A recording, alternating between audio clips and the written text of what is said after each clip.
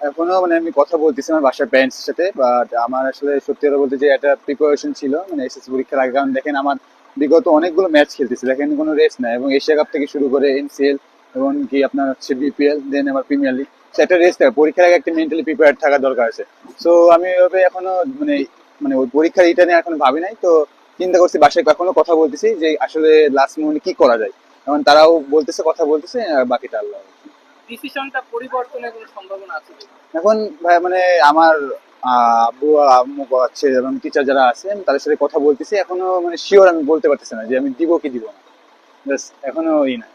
আচ্ছা, আপনার কাছে কি মনে হয় এডুকেশনটা আসলে কতখানি ইম্পর্টেন্ট একজন ক্রিকেটারের জন্য? না অবশ্যই, কারণ এডুকেশনটা অবশ্যই স্যার আপনার জানেন, সালাউদ্দিন স্যার সব অবশ্যই অনেকে বলছে, যে স্যারও বলছে আমার যে অবশ্যই দরকার। বাট আসলে দেখেন যে প্রিপারেশন যে না হয় ভালো করে দিতে পারবো। আর একটা বিষয় হইতেছে যে যে ধরেন যে পরের বছর আমি যদি ওয়ার্ল্ড কাপের পরে এক্সাম হইতে পারে, চিন্তা আছে, তো আমি ওইটাতে আর ভালো সময় নিয়ে দিতে পারবো। এটা আর কি চিন্তা ছিল। আগামী বছর দিবেন তো যদি এবার না? যে হ্যাঁ ইনশাল্লাহ অবশ্যই যাই, কারণ কি এক্সাম তো অবশ্যই দরকার এক যে প্লেয়ার হিসেবে, তো আমি ওইটাই চিন্তা করতেছি। আপনার কোচ খালেদ মাহমুদ সুজনের সাথে নিশ্চয়ই কথা হয়েছে এই হ্যাঁ, বিষয়ে। জি। তার সাথে কি কথা হয়েছে বা তিনি কি পরামর্শ দিয়েছেন?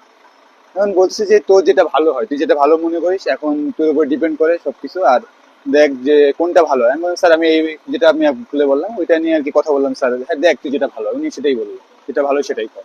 সেটা কোনো কিছু তাই একটু ম্যাচ নিয়ে কথা বলি। জি জি। মানে কাগজে কলমে গুলশান তো আসলে ঢাকা লিগে এবার অন্যতম শক্তিশালী দল না, টেবিলের চাপ মানে ভেবেছিলেন আপনার নেতৃত্বে? যে দেখেন গুলশান টিম আল্লাহর রহমতে আমরা ভালো করতেছি বলে, ভালো ক্রিকেটটা খেলতেছি বলে আজকে আল্লাহর রহমতে আমরা এত মানে সবাই আর কি দেখেন যে সবার কমেন্ট লাস্টে যে একটা খুব ভালো পার্টনারশিপ আজকে দিতেছে, যে সানি ভাই তো নাইম ভাই। এবং আজকে আমি সবথেকে ভালো মানে যে ব্যাটিং এ যেটা মানে পার্টটা বলে খালেদ ভাই যে সাহসটা এখানে করছে, এটা খুবই আমাদের জন্য ইম্প্যাক্টফুল একটা ইনিংস। আমি বলে যে এটা খুবই একটা ইম্প্যাক্টফুল আমার দিছে। যেহেতু আমি একটা চিন্তা করছিলাম যে যে ডিপে নিয়ে যায়, বাট এটা এক হিসেবেও দেখছি যে পরে হিসেবে না একটু রং ছিল, বাট ওটা চেষ্টা করবো পরের ম্যাচ থেকে যে কাভার আপ করার। বাট খালেদ ভাই যেটা দিচ্ছে এটা আলহামদুলিল্লাহ আমি মনে করি যে খুব অনেক বেশি বেশি ইম্প্যাক্টফুল। আসলে দেখেন যে আসলে আমি যখন দাদা উইকেটটা পড়ছে, বাট প্রথম দিকে তো একটু স্ট্রাগল করতেছিলাম উইকেটের জন্য, বাট যখন দাদা উইকেটটা পড়ছে তখন চিন্তা করছিলাম যে আমি একটু রিল্যাক্সে যে একটু ডিপে যাবো। বাট ওইটা না করে আমি যদি একটু মানে সিঙ্গেলস রোটেটটা বেশি করতাম তাহলে মনে হয় আমার জন্য ভালো হতো।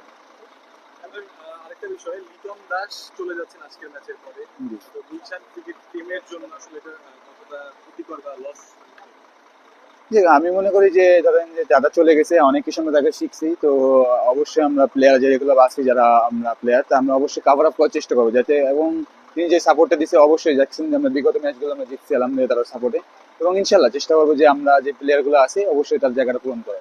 এখনো মানে আমি কথা বলতেছি আমার বাসার প্যারেন্টস সাথে, বাট আমার আসলে সত্যি কথা বলতে যে একটা প্রিপারেশন ছিল মানে এসএসসি পরীক্ষার আগে। কারণ দেখেন আমার বিগত অনেকগুলো ম্যাচ খেলতেছি, দেখেন কোনো রেস্ট নাই, এবং এশিয়া কাপ থেকে শুরু করে এনসিএল এবং কি আপনার হচ্ছে বিপিএল, দেন আবার প্রিমিয়ার লিগ। একটা রেস্ট থাকে, পরীক্ষার আগে একটা মেন্টালি প্রিপেয়ার থাকা দরকার আছে।